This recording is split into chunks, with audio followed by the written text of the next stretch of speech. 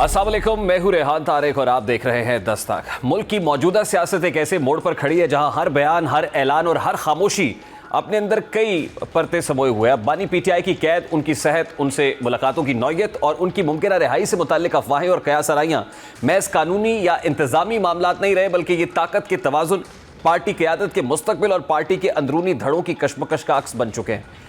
अब वाकिफाने हाल का कहना है कि अगर बानी पीटीआई को जेल से अस्पताल या घर मुंतकिल कर दिया जाता और ये इकदाम किसी अदालती हुक्म के तहत होता तो ये एक गैर मामूली ब्रेक थ्रू तस्वुर किया जाता। ये इकदाम ना सिर्फ सियासी दर्जा हरारत में कमी का बायस बनता, बल्कि तहरीक इंसाफ के लिए एक बड़ी अखलाकी और सियासी फतह भी समझा जाता। लेकिन सवाल यह है कि ऐसा क्यों नहीं हो सका, और अगर इसके इम्कानात मौजूद थे तो वो किस बयानिए या किस हिकमत अमली की नज़र हो गए। तो इस हवाले से यहाँ उंगलियाँ खैबर पख्तूनख्वा के साबिक वज़ीर आला अली अमीन गंडापुर की जानिब उठ रही है। बाद सियासी हलकों का ये दावा है कि अगर बानी पीटीआई की जेल से मुंतकली का क्रेडिट किसी और को मिल जाता, जैसा कि इस वक्त पार्टी में मौजूद अहम चेहरे बैरिस्टर गौहर अली खान, सलमान अकरम राजा और सुहेल आफरीदी हैं, ऐसे में बानी पीटीआई की रिहाई का क्रेडिट इन तीनों को मिल सकता था, जिस पर अली अमीन गंडापुर पर यह सवाल उठ सकता था कि जो काम वो नहीं कर सके वो काम सुहेल आफरीदी या किसी और सियासी रहनुमा ने कर दिया। इसलिए इस मुमकिन सुबकी और तनकीद से बचने के लिए अली अमीन गंडापुर ऐसे बयानात दे रहे हैं जिनसे बानी पीटीआई की रिहाई या जेल से मुंतकली के इम्कानात कमज़ोर हों। बज़ाहिर वो खुद को बानी पीटीआई की रिहाई का सबसे बड़ा ख्वाहिशमंद जाहिर कर रहे हैं, लेकिन साथ ही वो पार्टी क़यादत और हत्ता कि बानी पीटीआई की बहनों पर सवालात उठाकर मामलात को मशकूक बना रहे हैं। इस हिकमत अमली को बाद सियासी हल्के अंदरूनी सियासी रकाबत का शाखसाना करार देते हैं, जहाँ असल हदफ मुखालिफ हुकूमत नहीं बल्कि पार्टी के अंदर अपना असर और रसूख बरकरार रखने का है। दूसरी जानिब सुहेल आफरीदी, जो खैबर पख्तूनख्वा की हुकूमत में कलीदी हैसियत रखते हैं, उनके हवाले से भी शुकूक व शुबहात जन्म ले रहे हैं।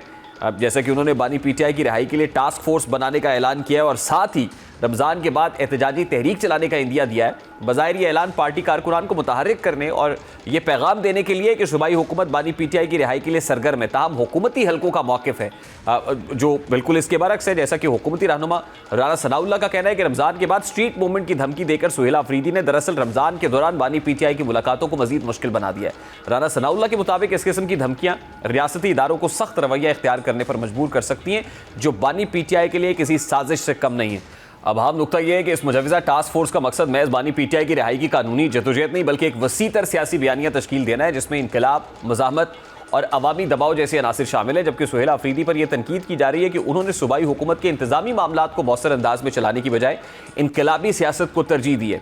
एक वज़ीर आला के तौर पर उनके लिए असल चैलेंज ये था कि वो गवर्नेंस और सियासी मज़ाहमत के दरमियान तवाज़ुन कायम रखते, लेकिन बज़ाहिर वो इस तवाज़ुन में कामयाब नज़र नहीं आते। और इसी पस मंज़र में फवाद चौधरी और फैसल चौधरी जैसे रहनुमा ये दावा कर रहे हैं कि सुहेल आफरीदी का सियासी जवाल करीब है और पार्टी के अंदर उनकी पुजोर हो रही है। दर हकीकत सुहेल आफरीदी की वज़ारत आला से हटाए जाने की बातें अदालती पहलू को सामने रखकर भी की जा रही हैं, क्योंकि इलेक्शन कमीशन ने सुहेल आफरीदी के खिलाफ बाज़ाब्ता और ज़ाब्ता अखलाक की मुबैना खिलाफ वर्जी और इंतखाबी अमले को धमकियाँ देने के केस का फैसला महफूज कर लिया है। अगर ये फैसला वज़ीर आला KPK के खिलाफ आता है तो नाअहली की तलवार उन पर गिर सकती है। यानी वो एक हसास दोराहे पर खड़े हैं। अगर वो मज़ाहमत की सियासत जारी रखते हैं तो इससे बानी पीटीआई को नुकसान उठाना पड़ सकता है, भारी कीमत चुकाना पड़ सकती है। और अगर मफाहमत की राह अपनाते हैं तो पार्टी के अंदर से तनकीद और बानी पीटीआई के बयानिए से इन्हिराफ का इल्ज़ाम लग सकता है। ऐसे में एहतजाजी सियासत उनके नज़दीक एक दरमियानी रास्ता ज़रूर दिखाई देती है, जिसके ज़रिए वो कारकुनान को मुतहर्रिक भी रख सकते हैं और अपनी सियासी बका का तासुर भी किसी हद तक कायम रख सकते हैं। लेकिन यहाँ एक बुनियादी सवाल उभरता है कि क्या इस वक्त मुल्क में वाकई इनकलाब का माहौल मौजूद है? तो ज़मीनी हक़ाइक़ इस तासुर की मुकम्मल तायीद नहीं करते, क्योंकि तहरीक इंसाफ हालिया कुछ अरसे में कोई बड़ा और मौसर एहतजाज मुनज़्ज़म करने में कामयाब नहीं हो सकी। पार्टी के अंदर बयानिए, हिकमत अमली और क़यादत के हवाले से तकसीम वाज़ेह है। ऐसे में टास्क फोर्स का ऐलान बज़ाहिर एक अलामती कदम महसूस होता है, जो ज़्यादातर सोशल मीडिया और कारकुनान को मुतमईन करने के लिए उठाया गया है। यानी ये पैगाम दिया जा रहा है कि सूबाई हुकूमत बानी पीटीआई की रिहाई के लिए अमली इक़दामात कर रही है। लेकिन सवाल यह है कि क्या ये इक़दामात वाकई नतीजा खेज साबित होंगे या महज सियासी नारा बनकर रह जाएंगे। इसी तनाजुर में बैरिस्टर अकील मलिक का एक बयान भी सामने आया, जिसमें उन्होंने इस टास्क फोर्स को सियासी चूरन करार दिया है। इस वक्त पाकिस्तान तहरीक इंसाफ के रहनुमा शौकत यूसुफ साहब ने ज्वाइन किया है। अस्सलाम वालेकुम यूसुफ साहब, बहुत बहुत शुक्रिया आपके वक्त के लिए। सर, सबसे पहले तो आज भी बानी पीटीआई से मुलाकात नहीं हो सकी और राना सनाउल्लाह साहब ने एक प्रोग्राम के अंदर जब ये आज़ादी टास्क फोर्स का ऐलान हुआ है सुहेल आफरीदी साहब की तरफ से, तो वो कहते हैं कि ये जो मुलाकातों का मामला है या कहीं कोई रिलीफ का मामला बन भी रहा था, तो ये टास्क फोर्स बनाने से इसको नुकसान पहुँच सकता है और रमज़ान के अंदर जो मुलाकातें शेड्यूल्ड थी वो भी मुतासर हो सकती हैं, और यही होता हुआ नज़र भी आ रहा है। सर, बिस्मिल्लाहिर्रहमानिर्रहीम, बहुत शुक्रिया। देखिए, जहाँ तक सोहेल अफरीदी साहब का जो फोर्स बनाने का ऐलान है, क्योंकि अभी तक पार्टी की तरफ से, पार्टी के प्लेटफॉर्म की तरफ से ऐसा कोई ऐलान अभी हुआ नहीं है। सिर्फ सोहेल अफरीदी साहब ने अनाउंस किया, लेकिन अब ये मालूम नहीं कि पार्टी इस पे क्या डिसीजन लेती है, क्या मुशावरत हुई है नहीं हुई है, क्योंकि अभी तक इस पे कोई वाज़ेह ठोस लाएमल सामने नहीं आया। और ज्यादातर लोग जो है वो इसके हक में भी नहीं है कि टास्क फोर्स बनाई जाए, क्योंकि पार्टी ऑलरेडी मौजूद है। पार्टी को स्ट्रेंथन करना चाहिए। पार्टी को जो टास्क मिला है, जो उसमें ये कि वर्कर तो निकल रहे हैं। अगर कहीं से कोई कोताही हो रही है, खामी हो रही है, तो वो तो लीडरशिप की तरफ से हो रही है। तो आप नई नई तंजीमें बना के, आई डोंट थिंक कि कोई इससे कोई ज्यादा फायदा पहुंचेगा। ये मुल्क ऑलरेडी इतने ज्यादा क्राइसिस में है कि ठीक है कि हमारा लीडर के साथ बहुत बड़ी ज्यादती हो रही है, जुल्म हो रहा है, लेकिन उसके लिए हमें अपनी पार्टी के प्लेटफॉर्म से ही आवाज उठानी चाहिए, क्योंकि हम सियासी लोग हैं। और कोई ये तासुर नहीं देना चाहिए कि हम कोई डंडा बरदार फोर्स हैं या कोई इस तरह की हैं। तो मेरी तो जाती राय यही है। बाकी देखें आप पार्टी क्या फैसला करती है, क्योंकि अभी तक इस पे मशावरत मुकम्मल नहीं हुई है और ना ही ये कोई फाइनल डिसीजन है। उन्होंने अनाउंस किया है, क्योंकि जो स्ट्रीट मोमेंट है वो सोहेल अफरीदी साहब के जिम्मे लगाया गया था। अगर वो उसी की रोशनी में अगर कोई फैसला करते हैं और इस तरह स्ट्रीट मोमेंट को तेज करते हैं, तो वो उनका अपना हो सकता है। लेकिन पार्टी की तरफ से अभी तक ऐसी कोई फैसला हुआ नहीं है, ना उसको एंडोर्स किया गया है। ठीक, मैंने यूसुफ सही साहब, keeping in view the medical grounds and medical condition of बानी पीटीआई, क्या कोई स्ट्रीट मूवमेंट या इस तरह की जारहियत या एहतजाज की सियासत ये सूदमंद साबित होगी for the cause of PTI and for बानी पीटीआई? देखिए, मेरे ख्याल से अब तो ये बड़ा सिंपल सा होता कि बानी, जो इमरान खान साहब हैं, उनके साथ जो कुछ हुआ है, जो उनके आंख का इशू है, वो एक जेन्युइन इशू है। और जेन्युइन इशू के लिए हमें हमारी लीडरशिप को बड़ी खुलकर बात करनी चाहिए हुकूमत के साथ। और अगर खुदा न खास्ता फिर अगर हुकूमत नहीं मानती, बिल्कुल आड़े रहे, फिर उसके बाद एक जबरदस्त कॉल देनी चाहिए। ये छोटे मोटे गपशप नहीं लगाने चाहिए हमें। क्योंकि इमरान खान की जो जिंदगी है वो हम सब के लिए बड़ी कीमती है, पूरे पाकिस्तान के लिए, आवाम के लिए कीमती है। मेरा ये ख्याल है कि पहले इसमें सियासत से हटकर इंसानी बुनियादों के उसके ऊपर, ग्राउंड पर हमारी लीडरशिप को संजीदगी से बात करनी चाहिए गवर्नमेंट के साथ, जो अभी तक नहीं हुई है बदकिस्मती से। बिल्कुल संजीदा होकर बात करनी चाहिए, दो टोक बात करें, उसके बाद फिर कॉल दे। फिर ये नहीं है कि जी यहाँ पे हम यूथ वाले अलग बैठे हैं, आईएसएफ वाले अलग बैठे हैं, फोर्स अलग बने। एक ही पार्टी है और एक ही फैसला होना चाहिए। लेकिन मेरा ये ख्याल है कि अगर हुकूमत से बात कर ली जाए, तो ये उनका जायज बुनियादी हक है इमरान खान का कि उनका प्रॉपर इलाज हो, उनकी फैमिली उनसे मिले, उनकी बहनें उनके साथ मिले, उनके पार्टी लीडर उनके साथ मिले। सबसे अहम चीज ये है कि उनके जो अपने मालिजीन हैं वो खान साहब के साथ मिले और उनका मायना उनकी मौजूदगी के अंदर हो, ताकि जो प्रॉपर ट्रीटमेंट हो वो उसमें कोई खलल ना पड़े।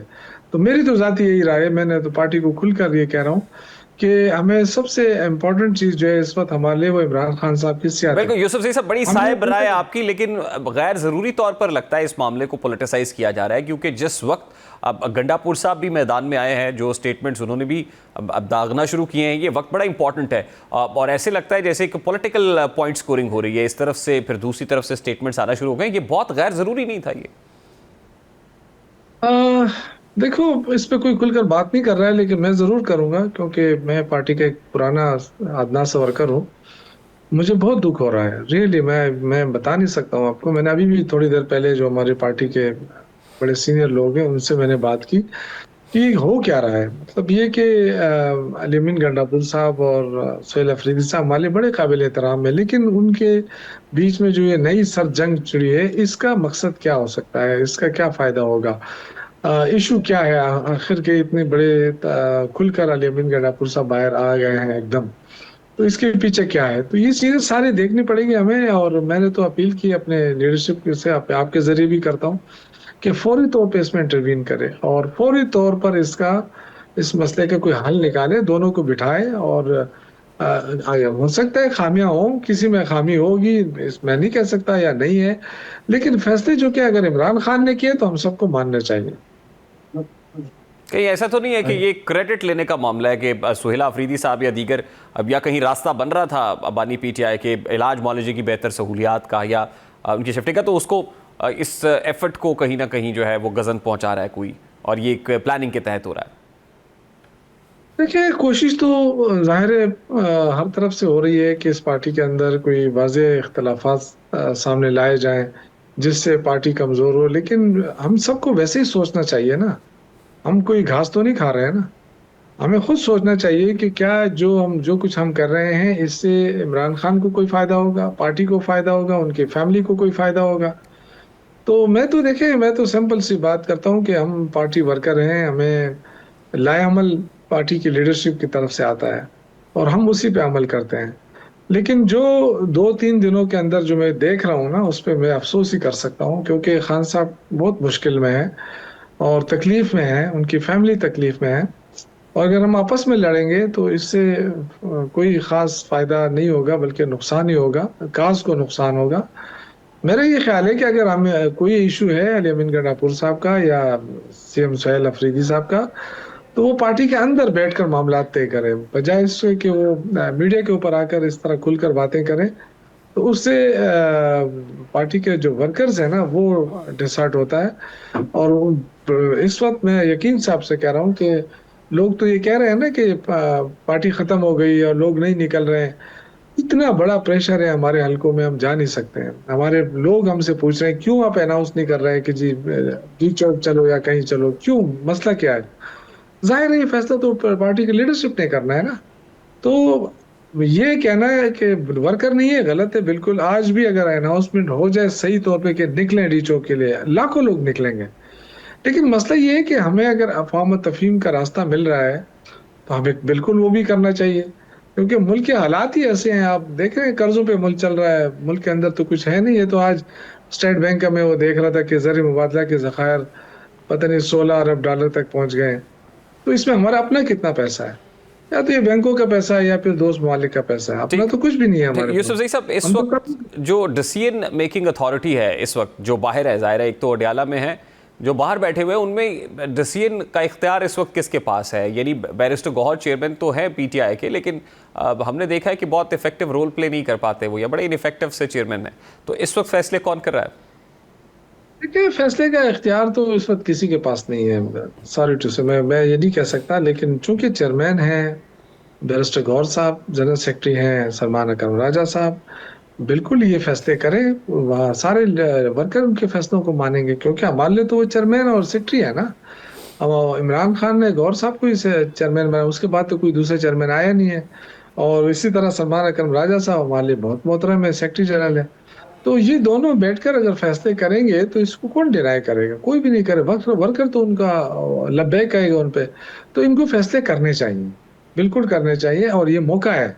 अगर इस वक्त फैसले नहीं होंगे तो फिर जो दूसरे कारणों से फैसले होंगे वो मुल्क के लिए और पार्टी के लिए सूदमंद नहीं होंगे। अब देख रहे हैं पार्टी के अंदर जो खींचातानी सी एक माहौल सा बन रहा है, तो वो शायद इसी वजह से कि हमारी जो अपर टॉप लीडरशिप है वो खामोश है।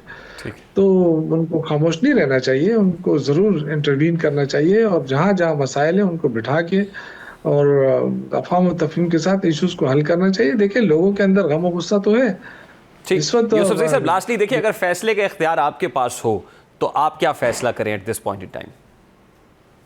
मेरे पास तो पहले फैसला आएगा नहीं, क्योंकि मुझे तो अभी तक उसमें नहीं रखा है, पॉलिटिकल कमेटी में। उसी से मुझे बाहर किया है, और पहले जब मैं एग्जीक्यूटिव काउंसिल का मेंबर था उससे भी हटा दिया है। तो मेरे लिए तो कोई ऐसा चांस है नहीं कि मुझे कोई इख्तियार मिले, लेकिन अगर मिलेगा तो जो पार्टी और इमरान खान के मफाद में होगा वही फैसला करूंगा। इमरान खान के मफाद में क्या है इस वक्त, यही तो मैं जानना चाह रहा हूँ सर। क्या वो स्ट्रीट इमरान मूवमेंट है, खान के मजामत मफाद है, में या फिर बातचीत है? देखिए देखिए, दो चीजें हैं बड़ी सिंपल सी। हम सियासी लोग जो होते हैं ना, वो सियासी अंदाज में सोचते हैं। पहले ये कि सियासी लोगों को ये पता होना चाहिए कि ये जो माहौल है हमारे लिए, ये हमारे लिए बातचीत के लिए ज्यादा सूदमंद रहेगा, या हमारे लिए मुज़ाहमती तहरीक के जरिए हम कुछ मसाइल हल कर सकते हैं। ये पॉलिटिकल पार्टी ने फैसला करना होता है, और ये आपको पता है कि सियासत के अंदर फैसले बर वक्त होने चाहिए। जब आप डिले करेंगे या बर वक्त फैसले नहीं करेंगे तो उससे आप फिर आगे नहीं बढ़ सकते। तो ये तो पार्टी ने फैसला करना है ना कि इस वक्त जो हमें अफ़वाह तफहीम की तरफ जाना है या हमें मज़ाहमती सियासत करनी है, बीच में नहीं रहना चाहिए। ये ठीक। जो हम बीच में खड़े हैं ना, इसकी वजह से हमें बहुत सारे मुश्किलात का बिल्कुल सामना। सही है। अनफॉर्चुनेटली ये डिसीजन ले ही नहीं पा रही है पार्टी के, करना मत करनी है या मफामत करनी, बातचीत के जरिए से मामला हल होंगे। ब्रेक लेते हैं, ब्रेक के बाद वापस आते हैं।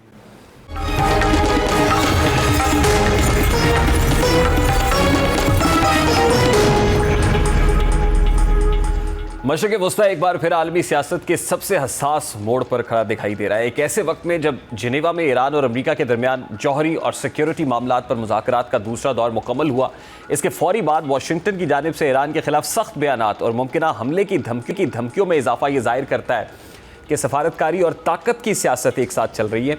सवाल यह है कि क्या अमेरिका की जानिब से ये दबाव की हिकमत अमली है या वाकई खित्ता एक नए तसादुम के दहाने पर खड़ा है। जिनेवा के जो मुज़ाकरात हैं, वक्ती तौर पर उससे ये तासुर ज़रूर मिलता है कि दोनों ममालिक किसी दरमियानी रास्ते की तलाश में है, लेकिन अमेरिका के हालिया बयानात से वाज़ेह होता है कि वो ईरान को अपनी शराइत पर मुआहदा करने पर मजबूर करना चाहता है। और इस हवाले से वाइट हाउस की तर्जुमान कैरोलिन लियोट ने ईरान को वाज़ेह पैगाम देते हुए कहा है कि ईरान पर हमले के हक़ में कई दलाइल मौजूद है और दानिशमंदी में इसी में मुआहदा करे। अब इस बयान की टाइमिंग और लहजा इस बात की निशानदेही करते हैं कि वाशिंगटन मुज़ाकरात को महज सफारती अमल नहीं बल्कि दबाव के एक आले के तौर पर इस्तेमाल कर रहा है। यानी ये कहना गलत नहीं होगा कि अमेरिका की जानिब से बंदूक की नोक पर सफारतकारी की जा रही है। और अमेरिकी मीडिया की जानिब से यह दावा भी सामने आया है कि अमेरिकी फ़ौज रवां हफ्ते के आखिर तक ईरान पर मुमकिना हमला कर सकती है, जबकि मशरिक़ वस्ता में तैनात फोर्सेस मार्च के वस्त तक अपनी पोजीशन संभाल लेंगी। गो कि डोनाल्ड ट्रंप की जानिब से अब तक ईरान पर हमले का हतमी फैसला ना किए जाने की खबरें भी गर्दिश कर रही हैं,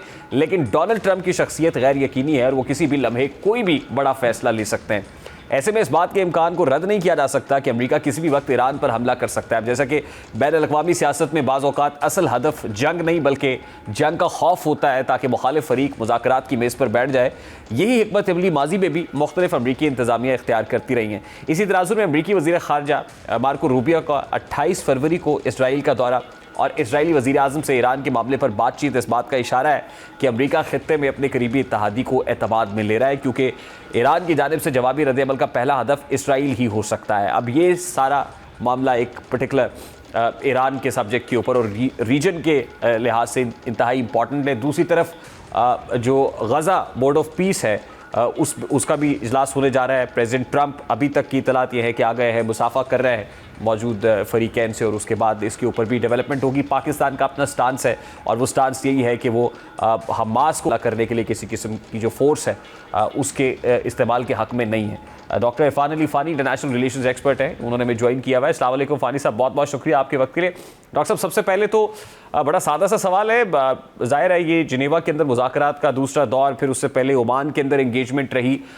ये क्या है कि अमेरिका अपने मुतालबात मनवाना चाहता है, उसके लिए वो अटैक करना भी नहीं चाहता और फिर एकदम से पेशकदमी यूँ होती है, स्टेटमेंट्स यूँ दागे जाते हैं कि अभी बस अटैक हुआ ही चाहता है, अब फिर एक बार फिर वो धमकियाँ दे रहा है। तो क्या क्या क्या है ऐसा जो इस तरीके से अचीव किया जाएगा सर?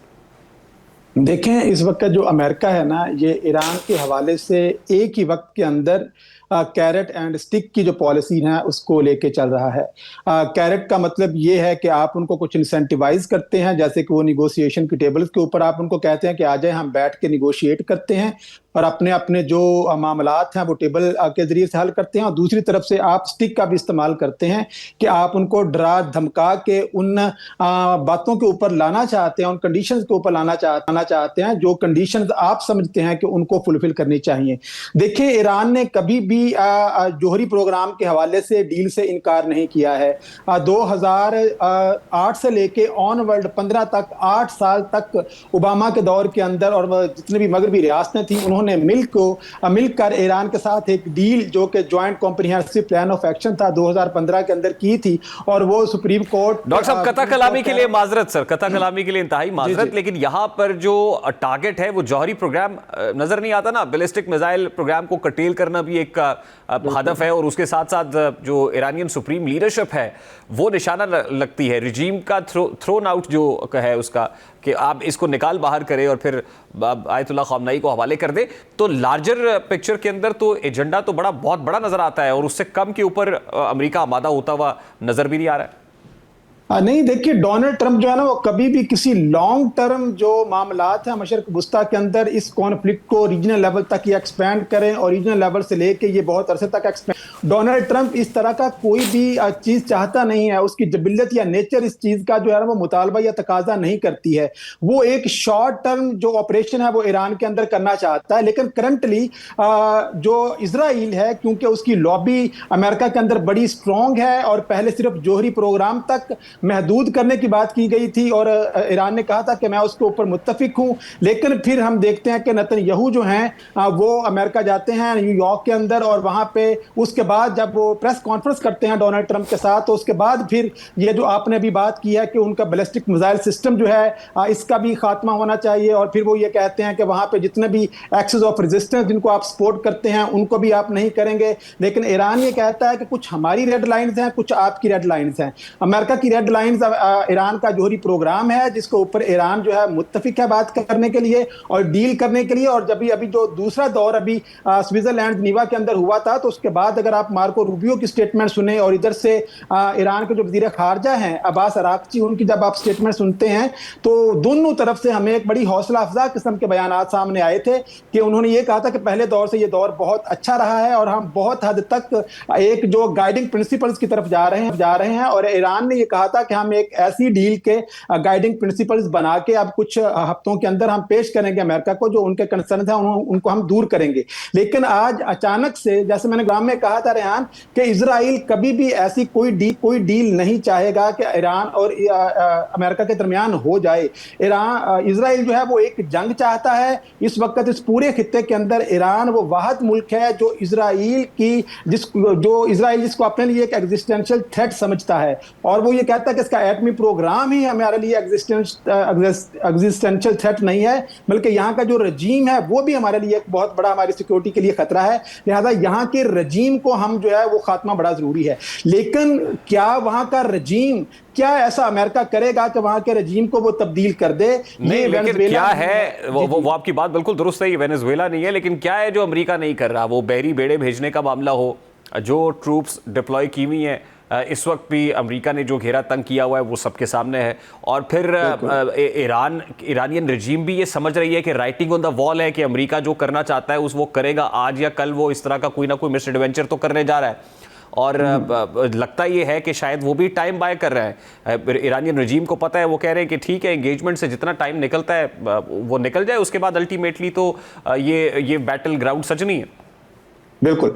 देखिए, अभी ईरान ने गुज़िश्ता 2 दिनों के अंदर ये जो इंस्टीट्यूट ऑफ जो सिक्योरिटी इंटरनेशनल सिक्योरिटी है ना, उसने सैटेलाइट से कुछ इमेजेस हैं ईरान के, वो अभी अल जज़ीरा की वेबसाइट पे आपको मिलेंगे, जहां पे वो 3 मुकामात जहां पे जून 2025 के अंदर अमेरिका ने हमला किया था, वहां पे उन्होंने कंक्रीट शील्ड जो है वो बिछाना शुरू कर दिया और उसके ऊपर एक मिट्टी की पहाड़ी बनाना शुरू कर दिया। और वो ये कह रहे हैं कि ये कुछ दिनों तक ये चीज़ रिकग्नाइजेबल भी नहीं होगी। और दूसरी तरफ जो आप बात कर रहे हैं कि अमेरिका जो है वो क्यों नहीं करेगा ये वाला ऑपरेशन, देखिए एक तो इसका ये टैक्टिस है कि कोई लॉन्ग टर्म जो अमेरिका का इंटरेस्ट है इस खित्ते के अंदर, अगर अमेरिका ईरान पे अटैक करता है तो जितनी भी रीजनल पावर्स हैं, सऊदी अरेबिया है, टर्की है, उधर से आपके पास इजिप्ट आ जाता है या दीगर ममालिक या कतर या कुवैत, अब वो सारे के सारे ये जंग चाहते नहीं है, क्योंकि ईरान ने वाज़ेह तौर पर यह कहा है कि अगर हमारे ऊपर हमला होता है तो सबसे पहले तो स्ट्रेट ऑफ हर्मुज की सप्लाई को हम बंद करेंगे और इस खित्ते के अंदर जहां जहां अमेरिकन बेसिस हैं हम उनको अटैक करेंगे। तो अल्टीमेटली ये खित्ता जो है वो एक ऐसी जंग की तरफ चला जाएगा जो जंग सिर्फ ईरान, इजराइल या अमेरिका तक महदूद नहीं रहेगी। वो जंग आसपास के जितने भी ममालिक हैं, चाहे वो सऊदी अरेबिया हो, कतर हो, कुवैत हो, बहरीन हो, उन तक फैल जाएगी। और अल्टीमेटली इजराइल का जो पर्पस ही यही है कि वो एक फ्रेगमेंटेड जो ईरान है, एक टूटा फूटा ईरान, जैसे इराक के ऊपर 2003 के अंदर वेपन ऑफ मास डिस्ट्रक्शन के नाम पे अटैक करने के बाद आपने उसको पोलिटिकली, इकोनॉमिकली जो है वो स्टेबल ना रहा, उसके बाद लीबिया की तरफ आप देखते हो, अफगानिस्तान की तरफ देखते हो, सीरिया के अंदर असाद का जो फाल हो चुका है, और इस वक्त जो ईरान के अंदर ये रजीम है, इसका फाल जो है वो इजराइल के लिए बहुत ज़रूरी है। अगरचे कोई उनके पास मंतक ऐसी नहीं है जिसको बुनियाद बनाकर वो ये कहें कि हम इस वजह से ईरान के ऊपर अटैक करने जा रहे हैं। हाँ, अगर अमेरिका ये फैसला कर चुका है कि हाँ हमने ईरान के ऊपर अटैक करना है, तो ये नविश्ता दीवार है कि ये हमला अब अमेरिका का जो हमला ईरान के ऊपर होगा वो सिर्फ महदूद नहीं रहेगा, उसका जो फैलाव है वो मशरक़ वुस्ता, साउथ एशिया और ऊपर सेंट्रल एशिया, तीनों खित्तों तक जाएगा। और यहाँ पे बिल्कुल सही, वो कहते हैं ना कि लगेगी आग तो आएंगे घर कई जद में, यहाँ पे सिर्फ हमारा मकान थोड़ी है, तो ये रीजन के अंदर एक इंस्टेबिलिटी तो क्रिएट होगी। दूसरी तरफ गज़ा बोर्ड ऑफ पीस का जो डॉक्टर साहब इजलास है वो शुरू हो रहा है, और उस पर पर्टिकुलरली हमास को जो है वो डिसआर्म करने के लिए यूज़ ऑफ फोर्स की बात भी हो रही है, और पाकिस्तान का स्टांस उसके ऊपर सामने आ रहा है कि पाकिस्तान उसको सपोर्ट नहीं करेगा। तो आप इस पेशरफ्त को, इस डेवलपमेंट को कैसे देखते हैं? देखिए, बोर्ड ऑफ पीस को तो मैं बिल्कुल भी कोई इतना ज़्यादा इसको मैं संजीदा जो इनिशिएटिव है वो नहीं लेता हूँ एक स्टूडेंट ऑफ आईआर के तौर पर। एक तो ये है कि जब यूनाइटेड नेशंस की करारदादें कुछ ना कर सकीं, जब सिक्योरिटी काउंसिल की करारदादें कुछ ना कर सकीं, जब खुद फ़लस्तीन की आवाम जिसके अंदर शामिल नहीं है, देखें लीग ऑफ नेशन बनी थी तो वो इसी वजह से नाकाम हो गई थी कि वो रियासतें लीग ऑफ नेशन का हिस्सा ही नहीं थी जिनके साथ उनका कॉन्फ्लिक्ट था। ना जर्मनी उसमें शामिल था, ना जापान के अंदर शामिल था, और अमेरिका खुद उससे निकल गया। इसी तरह से हम देखते हैं कि इस वक्त जितनी भी करारदादें इजराइल के खिलाफ और फलस्तीन के अंदर अमल लाने के लिए यूनाइटेड नेशंस की सिक्योरिटी काउंसिल के अंदर पेश की गई हैं, उनको वीटो किसने किया है? उसको वीटो अमेरिका ने किया है। और वही अमेरिका किस तरह से बोर्ड ऑफ पीस के जरिए से गजा के अंदर अमल ला सकेगा। डॉक्टर साहब, कथा कलामी के लिए इजाजत, मुझे ब्रेक लेने का कहा जा रहा है। Doctor Irfan Ali Fani, thank you very much for your time. एक ब्रेक लेनी है, ब्रेक लेते हैं, वापस आते हैं, एक बड़ी इंपॉर्टेंट स्टोरी शेयर करेंगे इस ब्रेक के बाद हमारे साथ।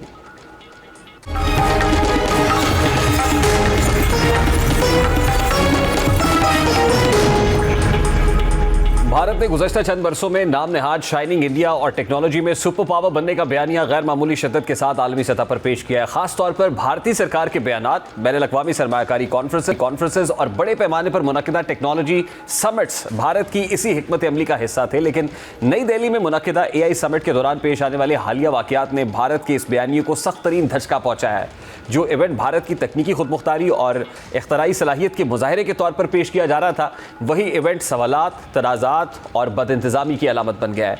सबसे ज़्यादा तशवीशनाक मामला गोल्को नया यूनिवर्सिटी से जुड़ा हुआ सामने आया, जिसमें भारत पर यह इल्ज़ाम आयद हुआ है कि उसने चीन में तैयार करदा रोबोटिक डॉग को भारतीय मकामी इजाद के तौर पर पेश किया है, जो भारत की जानिब से खुली धोखाधही के ज़ुमरे में आता है। मसनूई ज़हानत और रोबोटिक्स जैसे हसास शोबे में जहां तहकीक, डेटा और मिल्कियती टेक्नोलॉजी की कानूनी हैसियत इंतहाई अहमियत रखती है, वहाँ किसी गैर मुल्की प्रोडक्ट को अपना करार देना ना सिर्फ अखलाकी बददियानती है, बल्कि ये इकदाम बैनुल-अक़वामी एतमाद को भी मजरूह करता है।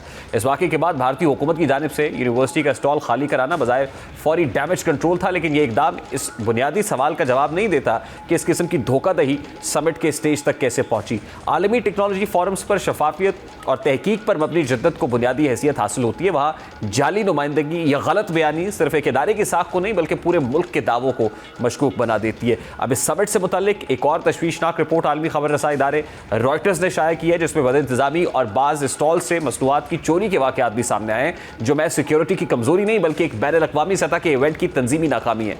आलमी मयार की कॉन्फ्रेंसेस सिर्फ तकारीर और फोटो सेशंस का नाम नहीं होती, बल्कि इनकी कामयाबी सिक्योरिटी, पेशा वाराना नज़्म-ओ-ज़ब्त और शुरका के एतमाद से जुड़ी होती है। ऐसे माहौल में जहाँ सरमायाकार, मुहक्किकीन और आलमी कंपनी शरीक हों, वहाँ चोरी जैसे वाक़यात भारत की टेक्नोलॉजी सुपर पावर नैरेटिव से खुला तज़ाद रखते हैं। इसके अलावा भारत के लिए एक और सुबकी उस वक्त बनी जब माइक्रोसॉफ्ट के बानी बिल गेट्स ने इस समिट में अपने खिताब को मनसूख करने का ऐलान किया। गो कि बिल गेट्स की इस समिट में अदम शिरकत की कई वजूहात हो सकती हैं, लेकिन जब एक मुतवक्के कलीदी मुकर्रर अचानक पीछे हट जाए और इसी दौरान इवेंट तनाज़ात की जद में हो, तो आलमी तासुर मुतासर होता है, और ये होना फितरी अमर भी है। बड़ी शख्सियात की मौजूदगी किसी आलमी समिट की साख में इजाफा करती हैं और उनकी गैर मौजूदगी सवालात को जन्म देती है। ऐसे में भारत के लिए यह महज एक सफारती या प्रोटोकॉल का मसला नहीं, बल्कि इसकी साख और एतमाद पर बड़ा सवालिया निशान है। भारत ने खुद को डिजिटल पावर हाउस के तौर पर पेश किया, लेकिन इस समिट ने यह तासुर दिया कि शायद ज़मीनी हक़ाइक़ अभी इस बयानिए के हम पल्ला नहीं है। टेक्नोलॉजी के मैदान में सबकत हासिल करने के लिए सबसे पहली शर्त एतमाद है, और एतमाद एक बार मजरूह हो जाए तो इसे बहाल करना आसान नहीं होता। बहरहाल नई दिल्ली की AI समिट भारत के लिए एक तंबीह साबित हुई है। यह वाक़या याद दिला रहा है कि आलमी क़यादत के दावे मयार, दयानत और इदारा जाती मजबूती के बगैर खोखले साबित हो सकते हैं, जैसा कि इस समिट में भारत के दावे खोखले साबित हुए हैं। अभी एक ब्रेक के बाद वापस आएंगे। मुल्क में बढ़ती हुई महंगी बिजली और फिर लोड मैनेजमेंट के इश्यूज़ पर बात करेंगे। इस ब्रेक के बाद हमारे साथ रहिए।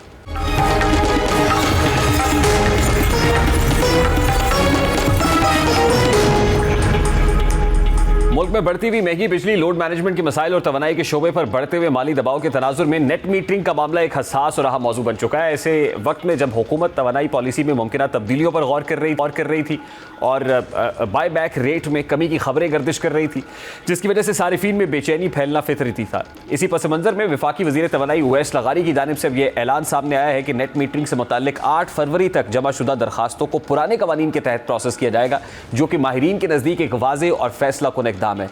दरहकीकत ये अहम पॉलिसी फैसला है जिसका मकसद गैर यकीनी सूरत हाल को ख़त्म करना और सरमायाकारी करने वाले शहरियों को एतमाद देना है। गुज़श्ता चंद हफ्तों में यह तासुर पैदा हो गया था कि शायद हुकूमत अचानक कवायद बदल देगी, जिससे वो लोग मुतासिर होंगे जिन्होंने पहले ही लाखों रुपए खर्च करके सोलर सिस्टम लगवाया या दरख्वास्त जमा करा दी थी। अब हुकूमत ने वाज़े कर दिया है कि 8 फरवरी तक दरख्वास्त देने वालों के साथ पुराने वादों के मुताबिक सलूक होगा, जबकि तमाम बिजली तकसीम कार कंपनीज़ को फौरी अमल दरामद का हुक्म भी दे दिया गया है ताकि ताख़ीर या फिर रुकावट का कोई बहाना न रहे। इसी तरह हुकूमत ने एक हद तक एतमाद बहाल करने की कोशिश की और इस फैसले के असरात मुख्तलिफ सतहों पर सामने आएंगे। सबसे ज़्यादा फ़ायदा उन सारिफीन को होगा जिन्होंने मुकर्ररा तारीख तक दरख्वास्त जमा करा दी थी, क्योंकि उन्हें पुराने बायबैक रेट के मुताबिक अदायगी मिलेगी और उनकी सरमायाकारी महफूज रहेगी। इससे सोलर सिस्टम लगाने वालों को इत्मीनान मिलेगा, उनका माली हिसाब किताब मुतासिर नहीं होगा। दूसरी जानिब हुकूमत और बिजली कंपनीज़ पर माली दबाव बरकरार रह सकता है, क्योंकि पुराने नर्ख निस्बतन ज़्यादा हैं और इजाफी बिजली खरीदने की लागत भी ज़्यादा पड़ती है। ताहम इस इक़दाम से सोलर मार्केट में वक्ती इस्तेहकाम आएगा और ये पैगाम जाएगा कि हुकूमत पॉलिसी में तब्दीली करते वक्त पहले से मौजूद दरख्वास्त दहिंदगान के हुकूक का ख्याल रख रही है। अलबत्ता 8 फरवरी के बाद दरख्वास्त देने वालों पर नई पॉलिसी लागू होगी, जिससे मुमकिन है कि सोलर तनसीबात की रफ्तार कुछ अरसे के लिए कम हो जाए। मजबूरी तौर पर यह फैसला एक दरमियानी रास्ता इख्तियार करने की कोशिश है, यानी ये कहा जा सकता है कि हुकूमत का ये इक़दाम वक्ती तौर पर एतमाद साजी और वजाहत फराहम करने में मददगार साबित हो सकता है, लेकिन असल इम्तहान आइंदा पॉलिसी में होगा कि क्या वो नेट मीटरिंग को इस अंदाज में तरतीब दे पाती है जो अवाम, बिजली कंपनीज़ और कौमी मईशत तीनों के लिए काबिल कबूल और पायदार भी हो। प्रोग्राम का वक्त अपने इख्तिताम को पहुँचा। आपसे मुलाकात होगी इंशाअल्लाह कल। अपना रखें। अल्लाह हाफ़िज़।